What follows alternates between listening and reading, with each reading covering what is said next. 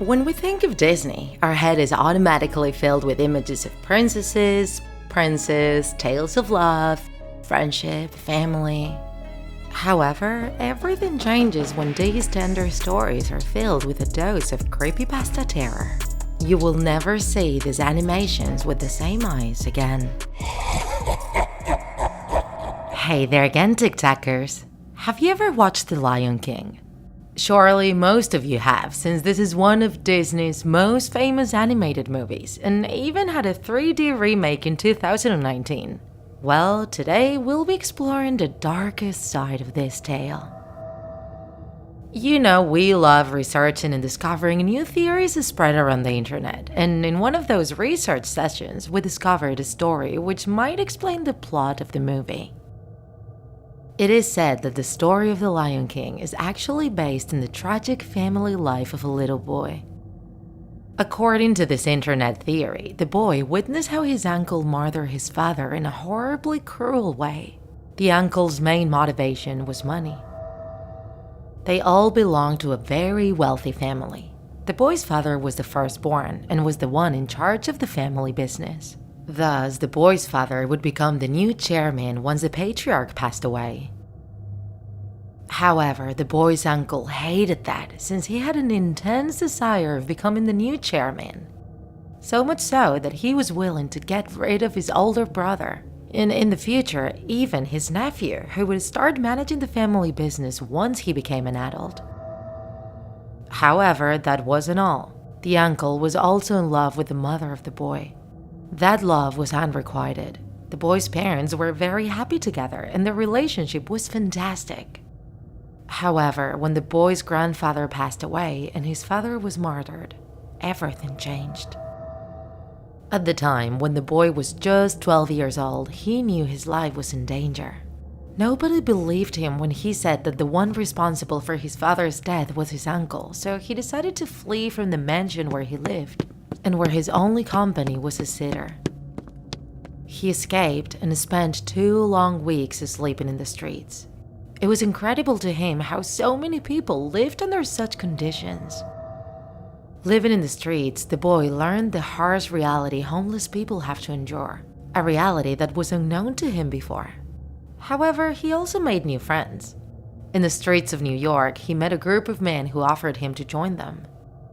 They had a job of questionable legality, but they treated the boy as if he was family and promised to protect him whenever he needed. Little by little, the boy got used to them and his new life. He grew up and worked diligently. His life was risky. He knew that at any moment he could be detained and end up in jail. And the worst thing was that his identity would be revealed and his uncle would find him. The only thing that tormented him was thinking about his mother, who was being held captive by that monster of an uncle after his father's death. He knew his mother had been kidnapped by his uncle since he fled, living as a prisoner in a huge mansion. And so, in order to drown his grievances, he started consuming hallucinogens that made him lose his mind on many occasions. And one of those times, he had a hallucination where he saw his father, who asked him to protect his mother and his patrimony. This inspired the now young man to change his life. He abandoned his neighborhood and his adopted family and asked the authorities for help. He managed to overcome his issues and even graduated from university. And once he was prepared, he decided to fight to rescue his mother and recovered his father's business. With a lot of work, the young man managed to accomplish his goals, although he could never see his second family again. As you can see, Tiktakers, this story is darker than the one starring the cartoony animals from Disney's movie. However, if we analyze both stories, we can find many similarities between the story of the young man and Simba. Who would have thought that a story starring colorful cartoon animals would be based on real-life death, destruction, envy, and selfishness? What do you think, Tiktakers? You think it might be true?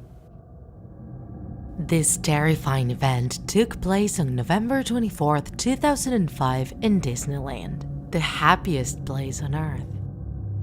It was a normal day with hundreds of families in the park, and the excited yells from the kids resounded everywhere around while they posed for photos with their favorite characters.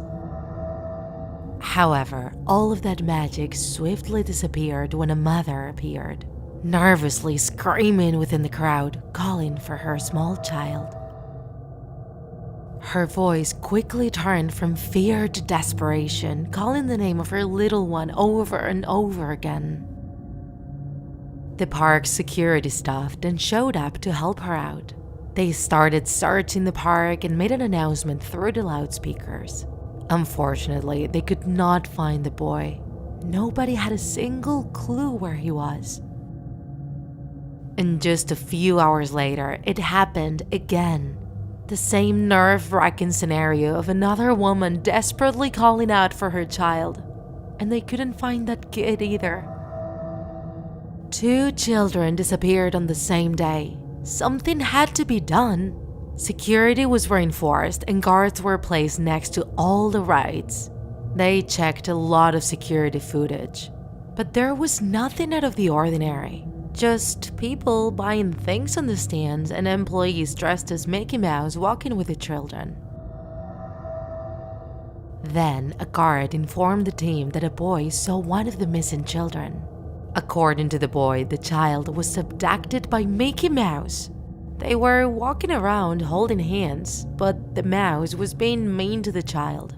The guard thought it could have been someone in costume pretending to be an employee, and asked the boy if he knew what happened to the child.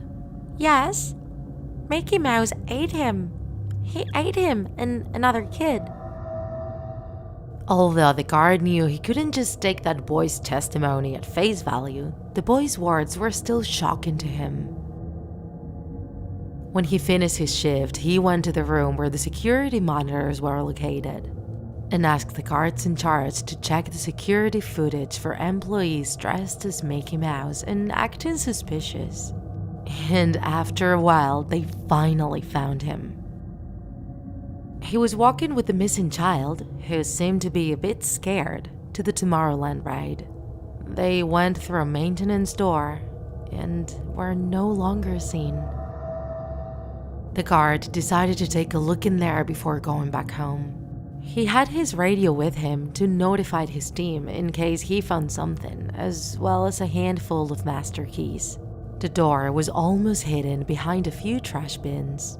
The lock was defective, so it took him a while to open it. When he finally did it, he saw that it led to an old maintenance tunnel.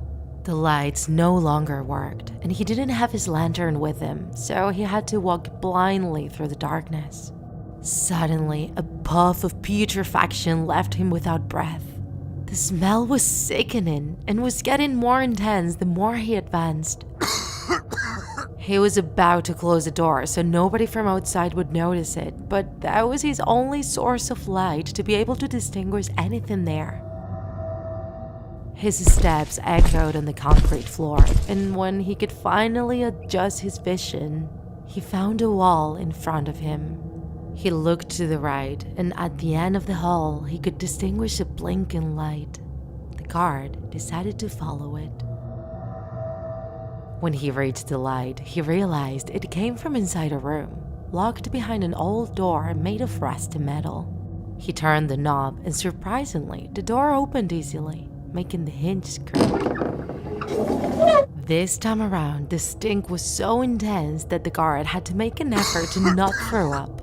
When he adjusted his vision to the light once more, he looked around, and what he saw completely horrified him. The room was filled with children laying on the floor against the walls. Among them, he recognized the 2 who disappeared that very day. But the most terrifying thing was when he looked more closely at their appearance and their faces and realized they were all dead. The walls and the floor were splattered in a thick layer of blood, and all the children had an expression of pure horror. Some had long and deep scratches over their bodies, as if a ferocious beast had attacked them.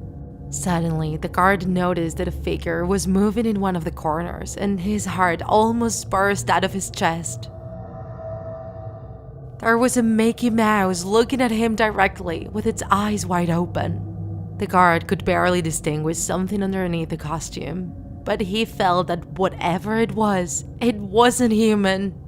Mickey raised one of its hands, showing a set of grotesque and sharp claws, and a deafening shriek came out of his head. As soon as the creature advanced towards the guard, he ran away through the dark hole, trying to save his life. He noticed how the creature was catching up to him, and he could hear its heavy steps right behind him. He ran as fast as he could until reaching the exit, when he had to stop once more to adjust his vision to the bright sunlight. He then realized that the creature no longer followed him, as if it feared the sunlight. The guard immediately closed the door with his key to make sure the creature could not escape, and then rushed to alert his co-workers about what happened. The guard didn't know how to explain to his co-workers the hell he had just witnessed, so he limited himself to tell them that he found the missing children and that they all needed to bring their weapons. A big group of guards went back to the maintenance tunnel with him, this time around equipped with lanterns, and they all found the macabre scene their partner wasn't able to describe. Moreover, they found a Mickey Mouse costume laying on the floor, covered in blood. There was also a message on the wall, written in blood. "I'm still among you." The guard was incapable of going back to that room, and from the darkness of the hall, when he looked behind him, he thought he saw two blinking light points, as if they were a pair of eyes watching him, but they suddenly disappeared. After taking the bodies out, the maintenance tunnel was destroyed, and the door was covered with a concrete wall. The Tomorrowland ride and the entire park were checked from top to bottom, but nothing out of the ordinary was found. Shortly after, the park went back to normal, and children keep approaching Mickey Mouse to have their picture taken with him, all without knowing who or what is inside the costume. It was horror week at school, and like every year, the seniors went to see the works of their high school classmates. They liked to watch the older kids because they imagined that someday they would be like them. Sandra was 11 years old, but quite childish, and her favorite thing in the world was Frozen. She couldn't stop singing the song and had 1,000 things from the movie around the house. So when she saw on the poster that the older students were going to do a scary Frozen skit, she was thrilled. She arranged to be in the front rows and looked forward to the day. Once there, she was even nervous to see what kind of change they would give the movie. She was afraid that they would distort Elsa's character so much that she wouldn't be recognizable in the end. But as soon as her co-stars started, she forgot all about it. In the story, Princess Elsa of Arendelle also had her magical powers to generate ice. But in this case, she was bad. But really bad. As you know, in the movie, Elsa accidentally hurts her sister while playing. Well, in the reenactment, she did it on purpose. Elsa is very jealous that her parents spoil Anna so much, so every time they are together without adult supervision, she tries to hurt her sister. Anna adores her sister, so she doesn't tell her parents everything she suffers. But one day, these games get out of hand and Anna ends up seriously injured. It is at that moment that the parents decide that they will isolate themselves inside the palace. A priest saves Anna and erases her memory so that she does not hate her sister, as everyone believes she did it unintentionally. But Elsa is still full of hatred, so during the confinement, she tries to hide the fact that she is hurt and stops using her magic. She spends all her time plotting a plan to murder her sister. While watching this, Sandra is completely thrilled. Since the show started, she hasn't taken her eyes off the actors. She loves this new version of Elsa, who is evil to the point of wanting to kill. The performance continues and continues with the death of the sister's parents. But the surprising thing is that this is also Elsa's doing. It is seen how when their parents board the ship that will take them on a trip, she freezes the captain and his best man. Thus, they cannot survive at sea and they all die. Elsa has her first part completed. She has gotten her parents out of the way. Now, it's Anna's turn. But suddenly, the castle is open to visitors and among them comes Hans, with whom the youngest of the family immediately falls in love. That makes Elsa have to rethink her whole plan. But she soon discovers that her future brother-in-law has no good intentions either. So she decides to pretend she is angry and leaves the palace. Anna runs to look for her. She's sent practically alone and ends up getting lost. Because of the delay, her now husband Hans goes out to look for her, but days late. Anna manages to arrive, and once alone with her sister, she freezes her heart and locks her in a room. In theory, Hans could free her because the spell would be resolved with love, but Elsa knows Hans won't do that. When the man arrives, Elsa tells him her plan, and together they make up a story of Anna's unfortunate death. Meanwhile, Anna watches her body freeze a little more each day. It is a slow and painful death, and one from which she cannot escape. So Elsa is left in charge of everything and finally puts an end to the being she has always detested, her sister Anna. The play ends and people start to get up, but Sandra remains seated in her seat, undeterred. A teacher asks her to please move, and then she does react. She is shocked by what she has seen, and that night she can't stop dreaming about the performance. In the following days, she can hardly sleep, and her behavior changes radically. Her mother notices her strange, but she thinks it's just an age thing. She doesn't give it much importance. Until one afternoon, she returns to the living room and does not see her little daughter in the crib. She asks Sandra where she has put her, and Sandra, with astonishing tranquility, says, "She's in the freezer. I've done the same thing to her as Elsa did to Anna." Some time ago, we published a video of the Beauty and the Beast and its true meaning. There, we told you that throughout history, this story evolved until it reached the Disney version, which is the one that almost all of us know. Today, we tell you one of the old versions, which is undoubtedly one of the darkest origins of the famous tale. The story begins with the story of three sisters. The two older ones were very evil and made life impossible for the little one, Bella. The young woman was forced by her sisters to do all the hardest and most difficult tasks in the home. She was practically their slave. Every night, they tied her up with chains in a room so she wouldn't escape. From there, she observed outside life through the window, a life that she could not achieve since her freedom had been vetoed. One day, a man with leprosy looked out that window. Very sick and in pain, he asked Bella for some food. The young woman, feeling very sorry, invited him to enter, but on one condition. She would let him grab whatever food he wanted if in exchange the man would remove the chain she was wearing around her neck. The man agreed. He removed the chains from the young woman and then satiated his hunger. When the sisters woke up in the morning, they saw that food was missing from their shelves and blamed Bella for stealing. They cruelly punished her, flogged her almost to death, and locked her in a cellar. At sunset, the leper looked out the window where Bella spent her nights, but she was gone. Concerned, he knocked on the door and the sisters received him with disdain and disgust at his appearance. The beggar entered the house, took off his rags, and showed himself to them for what he really was: death itself. He explained to the young women that he had left the underworld because he knew of the existence of a woman who was extremely unhappy and mistreated by her sisters, and he had decided to go to the earthly world to punish them. Thus, he filled their bodies with pustules, dirt, and disease, and offered them the slowest and most painful death possible for having done so much damage to their sister. Afterwards, he went down to the basement to lie down next to Bella, who was seriously injured from the blows.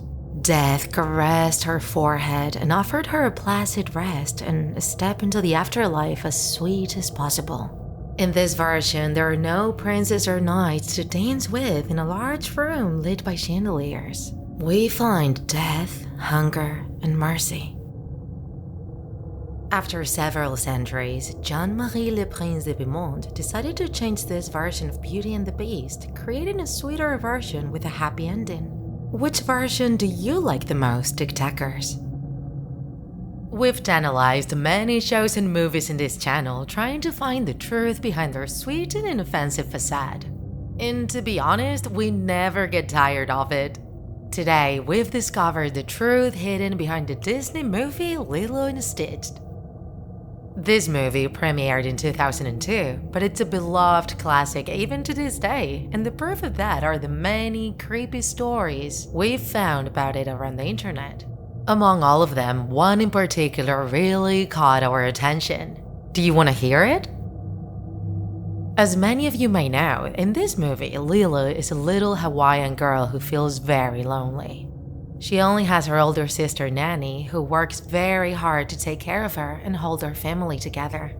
So they decide to adopt a pretty strange dog. They think that doing so will help little Lilo stop feeling so lonely. The pet ultimately ends up being the product of an alien experiment. Stitch, which is the name Lilo gave him, escaped from his home planet and landed on Earth by accident.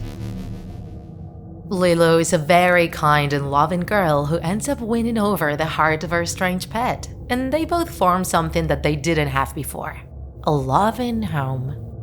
This story has touched the hearts of many people, TikTakers. But as we like to do, we'll be ruining the party a little bit by telling you the truth behind this sweet tale. According to the theories we found on the internet, it is likely that Stitch actually has ulterior motives. He accepts Lilo's affections and pretends to love her only to gradually earn her trust and then take action. 13 days after the adoption, Stitch basically became Lilo's ideal companion. He would go everywhere with her, they would play together, and would share a lot of love with each other. However, after those days of joy were over, everything changed. One night, Stitch transformed into a completely different creature. He went from a small, canine-looking alien to a huge monster with dark fur and 3 heads. In his new form, Stitch went looking for the 2 sisters. Something horrible was about to happen. Lilo's sister, Nanny, was in such a deep sleep that when the monster got into her room, she didn't notice at all. Thus, she couldn't react when Stitch went in for the kill. The monster crushed her throat with his claws as he also suffocated her with her own pillow. And thus, barely making any noise, Stitch had his first victim. However, Lilo was a light sleeper, and the sound of the steps through the house hall jolted her awake. She got out of bed and opened her bedroom's door to see what was happening. And in that moment, she saw a strange creature in the middle of the hall, looking at her with an expression of pure fury. And the worst part? That creature was dragging her sister's dead body behind him. Nanny's pajama was soaked in blood. It seems the monster didn't have enough just killing her. On Nanny's neck, Lilo could also see what seemed to be claw marks. At first, the little one was petrified in horror, but she soon reacted and her mind started racing about what to do. She decided to rush back to her bedroom. The door was just behind her, so she had time to get in and lock the door. Once inside, she quickly got on a chair to escape through her window. Lilo had already done this many times before when playing with her sister. Her room led to a small yard, and she could escape to the street through there. Lilo had never done that with Stitch, so maybe that's what saved her life. She managed to get out and started to scream as if she was possessed. A neighbor helped her and called the police. When they arrived, they saw Nanny's blood-covered corpse inside the house, but there was no sign of the alien monster. Stitch had escaped. Lilo ended up completely traumatized and she had to be interned into a psychiatric center. But unfortunately, she could never recover. In another version of the story, Stitch manages to kill both sisters. But ultimately, they both differ a lot from Disney's sweet version of the story. Which version do you prefer, Tiktakers? Will any of you still see Stitch as an inoffensive companion? A long time ago, in a faraway land, lived a very beautiful woman. They called her Cinderella because she was always dirty and full of cinder from cleaning so much every day. But even then, she was very kind and good-hearted and always had a smile on her face. She lived with her stepmother, a grouchy and grumpy widow with 2 daughters who were her spitting image. Arrogant, ugly, despicable, and hated Cinderella for being more beautiful. They treated her like a servant while they enjoyed all her privileges. One day, a letter from the palace arrived. Albert, the king's son, would celebrate a gala to search for his future wife. Therefore, all the single women in the kingdom were invited. Cinderella got very happy and allowed herself to dream about being the chosen one. But she was not the only one. Her stepsisters went try out the dresses and jewels they would wear to the gala and started to argue about who would be the chosen one. Cinderella was observing them behind the door when suddenly her stepmother appeared to shatter all her hopes, telling her she couldn't go, and that with the rags she owned, she could only sweep and scrub. Cinderella then went to her room and wept bitterly. Fortunately, her luck was about to change. Through her tears, she saw a fairy godmother who sweetly asked her what was going on. When Cinderella told her about her miserable situation, the fairy godmother promised to help her. She took out her magic wand, moved it elegantly, and after touching Cinderella's body, her rags transformed into an elegant dress with beautiful slippers. Now she could go to the palace. However, there was a catch. At midnight, the spell would wear off and her dress would transform back into her everyday rags. Once Cinderella arrived at the palace, everyone was impressed at her beauty, and not even her despicable stepsisters realized it was her, since they were used to seeing Cinderella all dirty and ragged. The prince was immediately attracted to her and quickly approached her for a dance. And they danced happily for hours. Time flew by and it was almost midnight. The spell was about to wear off. Cinderella excused herself with the prince and went away, but as she was going down the stairway, one of her slippers fell off. The prince found this slipper later, and knowing that was the only clue he had about that woman's identity, he devised a plan. He sent out one of his servants to scour the kingdom, announcing that the prince would marry the woman whose foot could fit in the slipper. Many candidates tried the slipper on, but it didn't fit any of them.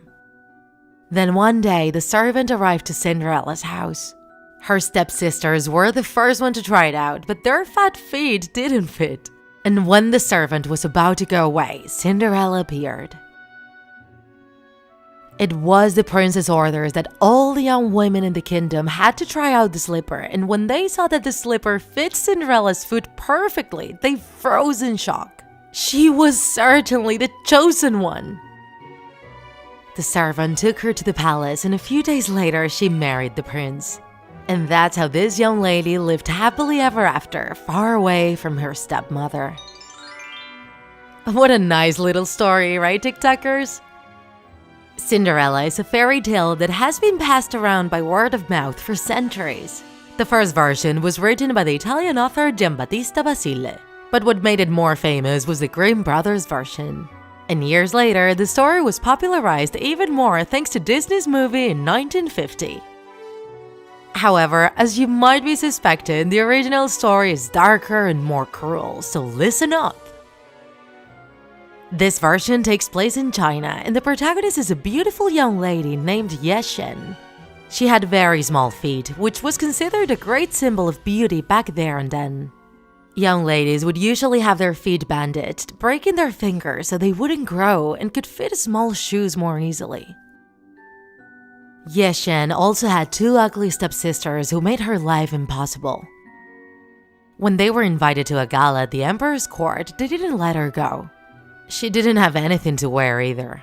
But then she used a magical fish whose bones could grant wishes so that the spirits would dress her and take her to the gala.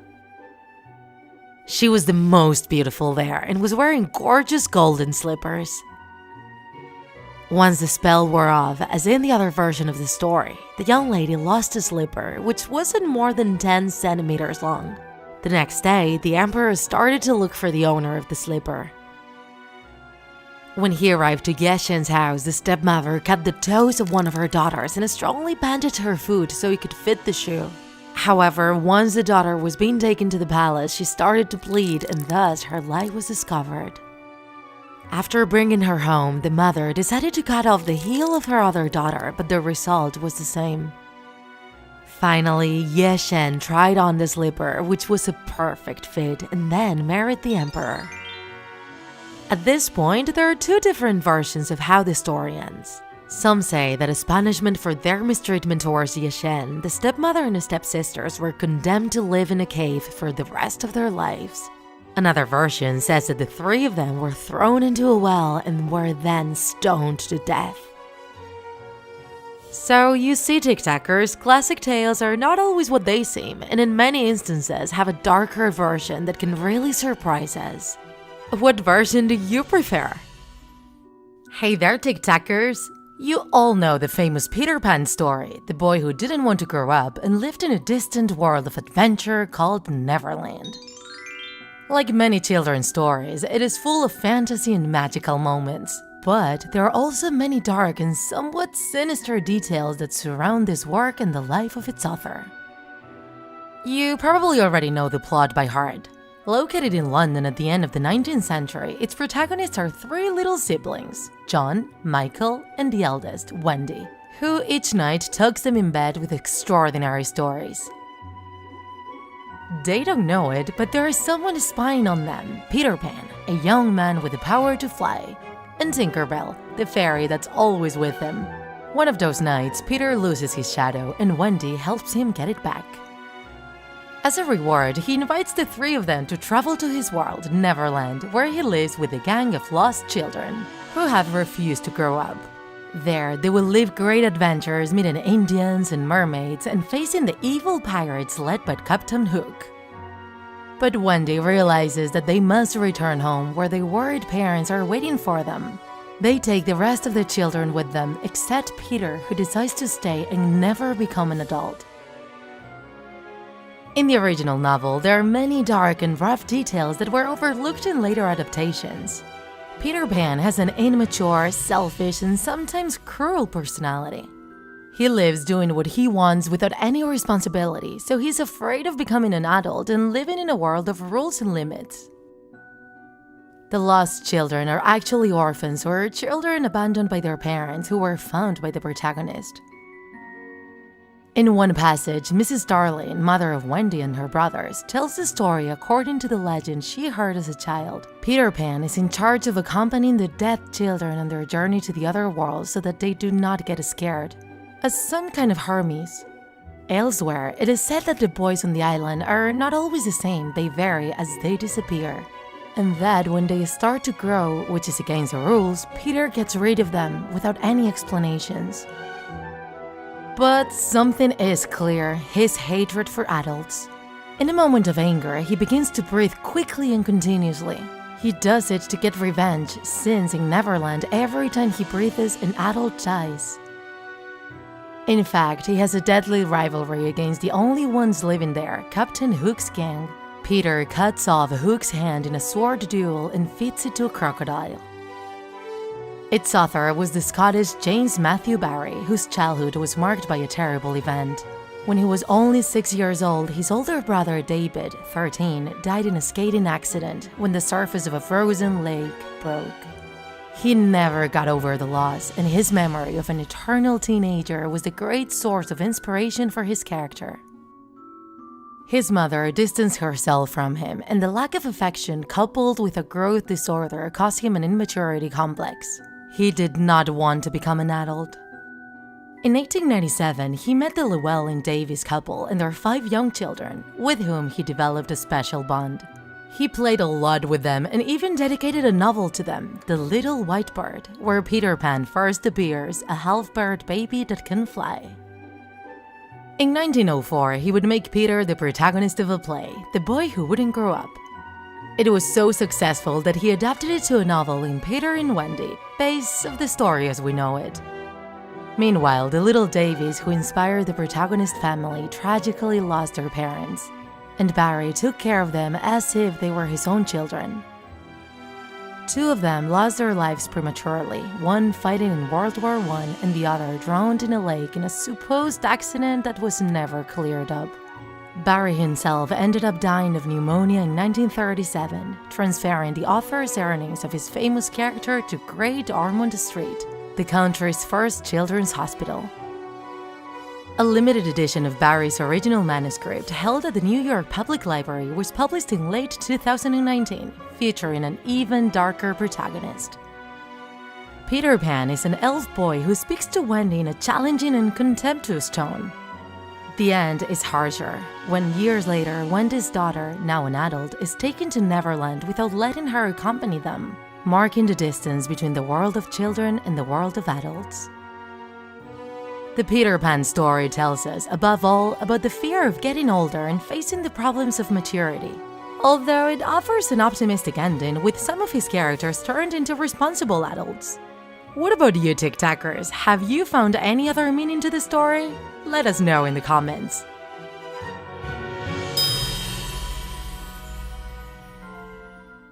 Hey there, Tiktakers! Did you miss fairy tales? Well, today we'll talk about Snow White, a character popularized all around the world thanks to the 1937 Disney movie, which also inaugurated the company's list of classic animations. They say that when Walt Disney himself was looking for a story for his first film, he remembered that the first time he went to a movie theater, when he was 15 years old, it was precisely to watch an adaptation of Snow White. This Disney movie is based on the story written in 1812 by the Grimm brothers, two German authors who dedicated their work to recovering and publishing popular tales. And as you may know from other Grimm brothers fables we've shared in this channel, those tales were originally very dark and macabre, and had to be toned down when they were adapted. This also happened with Snow White, where the original tale, which we will now share with you, is very different to Disney's adaptation. Once upon a time, there was a benevolent queen who, walking around the palace's garden in winter, pricked her finger with the thorn of a red rose and let 3 drops of blood fall on the snow. This made her want to have a daughter with a skin as white as the snow, with lips as red as blood, and hair as black as ebony. Her wish came true, and she gave birth to a princess who she and her husband named Snow White. Unfortunately, the queen fell ill and died shortly after giving birth. Later on, the king married another beautiful woman, becoming Snow White's stepmother. That woman was a very powerful sorceress who was also selfish, evil, and big-headed. She owned a magic mirror, and every day she would ask it who was the most beautiful woman in the kingdom. The mirror would always answer that it was her without a doubt. When Snow White grew up and turned 17, she turned into a very beautiful woman. Her evil stepmother kept asking her mirror who was the most beautiful in the kingdom, until one day it said, "My queen is filled with beauty, but Princess Snow White is now 1,000 times more beautiful." The queen, in a fit of jealous rage, ordered a hunter to kill her stepdaughter in the forest. And to make sure he did, he had to bring her Snow White's heart, liver, and lungs. However, the hunter could not bear to kill her, so he let her escape, bringing the queen the heart of a young deer, which was then prepared by the royal cook and devoured by the evil sorceress. Meanwhile, Snow White discovered a small house in the middle of the forest, which belonged to 7 dwarfs, and she let herself in to rest. When the dwarfs came back to their house and saw her, they made an agreement with her. They would let her stay so long as she kept the house clean, cooked, made their beds, and washed and sewed their clothes. They also warned her that she could not let anybody else in the house while they were working in the mountain mines. Meanwhile, the queen was horrified to learn through her mirror that Snow White was still alive. and was still the most beautiful in the kingdom. Thus, she decided to create different disguises to trick her and try to kill her herself. The first time she approached Snow White, she was dressed as a seller of jewelry and trinkets and offered her a colorful neck strap. When Snow White tried it on, the stepmother tightened it so hard that Snow White passed out due to asphyxiation, and so the queen thought she had successfully killed her. However, once the dwarfs came back and found her unconscious, they took out the neck strap and she woke up. The queen came back a second time, disguised as a seller of comps, offering Snow White one that was poisoned. She refused to use it, but the sorcerers managed to stab her head with the comb and the princess once again fell unconscious. When the dwarves got back home, they realized the comb didn't actually stab Snow White's head, and only chafed it. Once they removed the comb, the princess woke up once more. For her last attempt, the evil queen prepared a poisoned apple, disguised herself as an old lady, and offered it to Snow White. She would not accept it, so the queen cut it in half and ate the non-poisoned part of it, giving her the one that was poisoned. The young princess bit the apple and immediately fell into a deep slumber. This time around, the dwarves could not wake her up, but given that she was still very beautiful, they decided to put her inside of a crystal coffin so they could keep admiring her. Sometime later, a prince that was crossing through the kingdom passed by the dwarf's house, and when he saw Snow White, he immediately fell for her.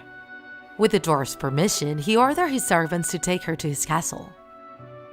However, on the way there, they tripped, and the coffin holding Snow White fell to the ground, making her spit the bit of poisoned apple stuck in her throat, and she woke up. The prince declared his love for her, and the couple decided to get engaged and celebrate their wedding. Meanwhile, the evil queen learned through her mirror that there was once again someone more beautiful than her, a young princess about to get married.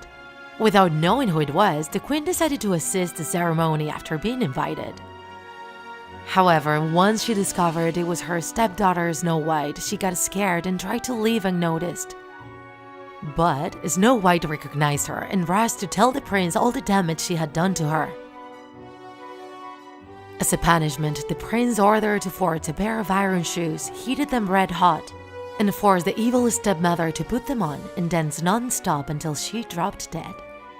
As you can see, Disney decided to change or omit the darkest details of the story and give the queen a different ending. In her last confrontation with the dwarves, she dies accidentally, crushed by a rock. Disney also added some other elements inspired by other tales, such as Snow White wearing rags and being exploited by her stepmother, just like Cinderella. Or the fact that she wakes up with a loving kiss of the prince, just like the Sleeping Beauty. Times change, and with them, so do classic fables, which become less cruel but keep the same morals. And in Snow White's story, the moral is that envy only leads to isolation and self-destruction. And what about you, Tiktakers? Which version of the story do you prefer?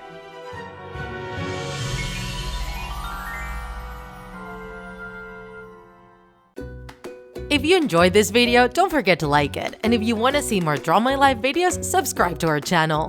See you in the next episode!